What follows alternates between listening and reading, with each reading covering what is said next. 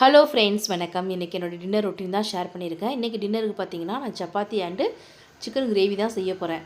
சப்பாத்தி மாவு வந்து நான் ஜஸ்ட்டு உப்பு அண்டு நார்மல் வாட்டர் வச்சு தான் பிசைவேன். அதுவே நல்லா தான் வரும்.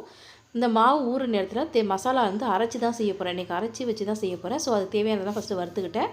அடுத்து எண்ணெயில் பச்சை மிளகா, வெங்காயம், இஞ்சி பூண்டு பேஸ்ட்டு, தக்காளி போட்டு சிக்கனை போட்டு நல்லா வதக்கிட்டு சிக்கனுக்கு தேவையான உப்பும் புதினா மல்லியும் சேர்த்து அதை நல்லா வதக்கிவிட்டு கொஞ்சம் நேரம் மூடி வச்சிடறேன்.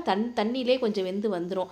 அதுக்கப்புறம் பார்த்திங்கன்னா நம்ம ஃப்ரெஷ்ஷாக அரைச்ச மசாலாவை சேர்த்துட்டு கொஞ்சமாக வந்து தண்ணி விட்டு நல்லா மிக்ஸ் பண்ணி விட்டு பர்னரை மாற்றி வச்சிட்றேன். லோ ஃப்ளேமில் அது வந்துகிட்டே இருக்கும். அந்த கேப்பில் நம்ம சப்பாத்தி எல்லாத்தையுமே போட்டு எடுத்துடலாம். இது வந்து ரொம்ப ரேராக தான் நான் செய்வேன். இன்றைக்கி வந்து பெரம்பலூர் போனதுனால எனக்கு சிக்கன் கிடச்சிது. ஸோ அதை வாங்கிட்டு வந்தனால நைட்டே பசங்க கேட்டதுனால செஞ்சு கொடுத்துட்டேன். ஸோ இன்னைக்கு டின்னர் வந்து பார்த்திங்கன்னா chapati and chicken gravy. Thank you.